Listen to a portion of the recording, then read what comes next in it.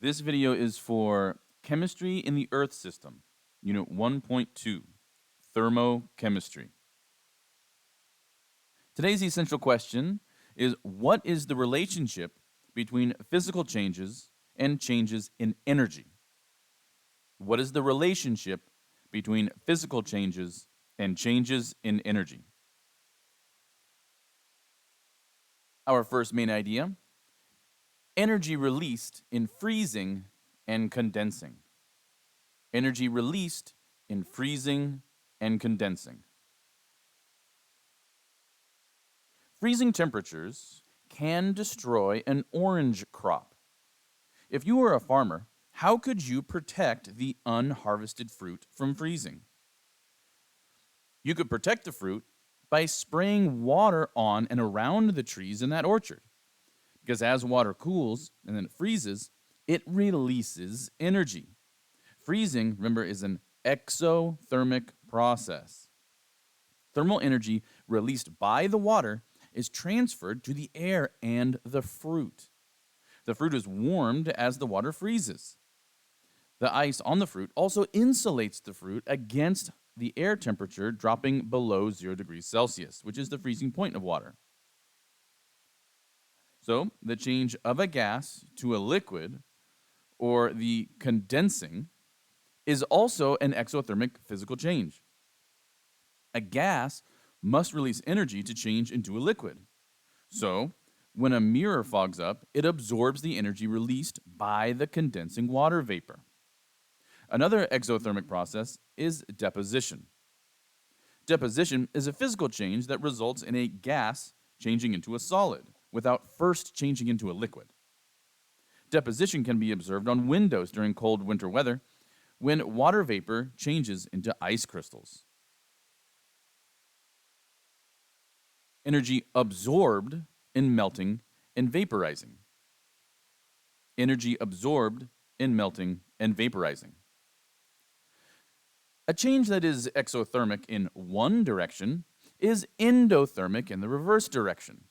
Freezing is exothermic, so melting must be endothermic. An ice cube melts when it is taken out of a freezer. Thermal energy flows into the ice cube from the warmer air around it, so it melts. Condensing is exothermic, so vaporizing must be endothermic. Before it vaporizes, water usually boils. For example, when water is boiled when cooking pasta, energy must be added from a heat source, such as the burner underneath the pot. Calorimetry calculations. Calorimetry calculations. To understand how substances change temperature with gain or loss of energy, chemists measure the amount of energy that is absorbed or released by a substance. They use calorimetry to determine specific heat and other quantities related to this process. The chemist conducts the energy transfer in a calorimeter.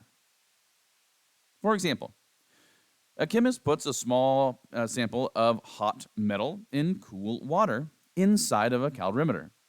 The metal and water reach the same temperature, thermal equilibrium. Then, the chemist finds the change in energy of the water from the temperature change. The decrease in energy of the metal must equal the increase in energy of the water in order for energy to be conserved, which it is. The chemist can then use these data to calculate the specific heat of that metal. Remember, the equation that relates the heat, Q, that a substance absorbs or releases to its specific heat, is related to specific heat, C, mass, M, and the temperature change, delta T. That equation is on the screen here. Q equals mc delta T. Using this equation, chemists can determine the change in energy as measured in joules. Chemists use calorimetry to measure reactions that occur at a constant pressure. The thermal energy absorbed or released by the system is called the enthalpy. Enthalpy. Its value is the same as Q, but its sign is opposite. according to the equation at the bottom of your screen here. If a substance releases heat, then Q is positive and delta H is negative, and the reaction is exothermic. If a substance absorbs heat, then Q is negative and delta H is positive. Then the reaction is endothermic. When a hot metal gives off heat when placed in cool water, then delta H is negative because heat energy is lost to the metal. It is similar to purchasing an item from the store. If a person pays for an item in cash, then a specific amount of money is lost from the wallet. That same amount of money is added to the amount of money in the cash register. Cash flow for the shopper is negative, but is positive for the store. So heat, Q, operates in the same way. Heat released by a system, negative Q. Something has to gain that heat, Q, and will be the same number, but a positive value because it is gaining that Q. In the example that we use with with the chemist and the metal sample, the heat lost by the metal, which is negative Q, must be equal in value to the heat gained by the water, but positive. Calorimetry calculations, sample problem.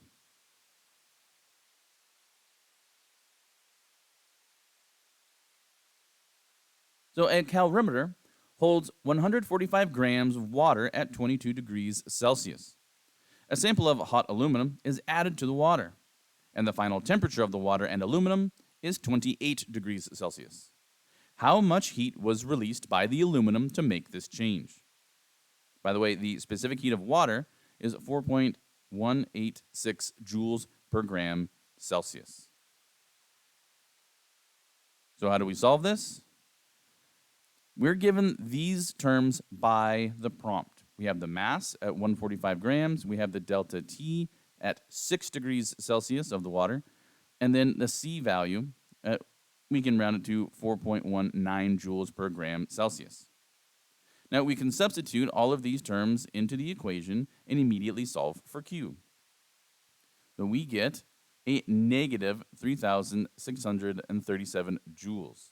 So if we round to the correct number of significant figures, the heat released is 3.6 times 10 to the third joules.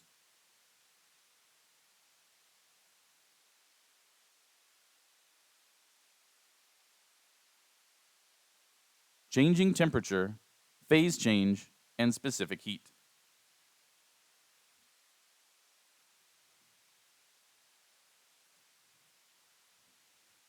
Temperature is related only to the kinetic energy of particles, but particles also have potential energy. Thermal energy is the sum of the kinetic energy and the potential energy of the particles within a substance. When a substance is heated, the thermal energy of that substance is increased. Usually, this thermal energy changes to kinetic energy of the particles. The increase in the particle's kinetic energy increases the temperature of the substance. The addition or removal of thermal energy in a substance can result in a phase change, like when a solid turns into a liquid. During a phase change, the thermal energy changes to potential energy in the particles. The increase in the particle's potential energy changes the phase of the substance. When a hot object is in contact with a cold object, thermal energy flows from the hot object to the cold object. If an object absorbs thermal energy, its temperature increases. So, the cold object becomes warmer. If an object releases thermal energy, its temperature decreases. So, the hot object becomes colder. Eventually, the two objects will reach the same temperature, and the flow of thermal energy will stop. Think about baking a cheese pizza. The hot air in the oven transfers energy to the pizza and bakes it, raising its temperature. After a few minutes, the crust is cool enough to touch, but the cheese is still hot. Why would the cheese be hotter than the crust when they both came out of the oven at the same time? Remember, specific heat is the amount of energy needed to change the temperature of 1 gram of a material by 1 degree Celsius. When a substance with a high specific heat changes temperature, it absorbs or releases a large amount of energy per gram. Likewise, a substance with a low specific heat absorbs or releases less energy per gram for the same change in temperature of a substance with a higher specific heat. So, the pizza effect is explained because the cheese has a higher specific heat than the crust. The cheese remains hotter than the crust because more energy per gram of cheese must be released compared to the same change in temperature for an equal mass of crust. Another example of specific heat is observed at the beach.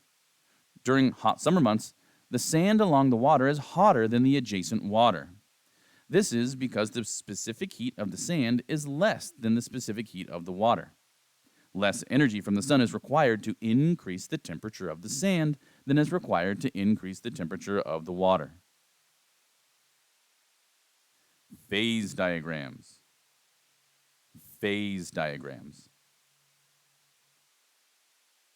Matter can exist in a variety of phases, depending on the conditions of temperature and pressure. For example, water changes from ice to liquid and then to steam when its temperature changes. Substances can also be made to change state by changing pressure. For example, when compressed enough, the gases in air will eventually turn into a liquid. The actual phase of a substance exists in can therefore be plotted using two axes. One for temperature, which we'll put on the x-axis, and one for pressure, which we'll put on the y-axis. The diagrams produced using these axes are called phase diagrams. Now, the diagrams on the screen here show two typical simple phase diagrams for pure substances, water on the left and carbon dioxide on the right. Now, each diagram is split into three areas that represent the three phases of a solid, liquid, and gas. The lines plotted on the graph therefore represent the conditions of temperature and pressure where more than one phase can exist. They are lines of equilibrium between two phase changes. Now, there are many different sets of conditions that lead to a phase change of a substance. Whenever the equilibrium lines are crossed at different temperatures and pressures, the substance undergoes a phase change. A substance can turn from a solid to a liquid, melt, from a liquid to a vapor, vaporize, and from a solid to a gas, which is to sublime or sublimation. At these same temperatures and pressures, this substance can also turn from a liquid to a solid, freezing, a vapor to a liquid, condense or condensation, or go from a gas to a solid, deposition. At just one set of conditions, the substance can exist in all three forms. For this reason, this particular temperature and pressure is called a triple point and is marked A on the water phase diagram and marked X on the carbon dioxide phase diagram. In the water phase diagram, the critical point is marked with the letter C. The temperature and pressure coordinates for the critical point are known as the critical temperature and pressure, respectively. Below the critical point it is possible to condense a gas into a liquid by increasing the pressure. Above the critical point, it is impossible to condense the gas by increasing the pressure. The more pressure applied, the more compressed the gas gets, but it does not condense into a liquid. This is because the gas particles are too energetic for the intermolecular attractions to enable a liquid to be formed. Sample problems. Let's look at the phase diagram for carbon dioxide and use it to answer some sample questions. At about what temperature and pressure do the three phases of carbon dioxide exist? At about 56.4 degrees Celsius and 5.11 atmospheres, the triple point. What is the approximate temperature and pressure of the critical point? About 31.1 degrees Celsius and 73 atmospheres. What are the phases of carbon dioxide at 0 degrees Celsius and a pressure of 10 atmospheres? Carbon dioxide would be a gas. At about what temperature would carbon dioxide at 100 atmospheres of pressure exist as both a solid and a liquid? At about negative 70 degrees Celsius. At this point, you should be able to generate a full and appropriate response to today's essential question: what is the relationship between physical changes and changes in energy?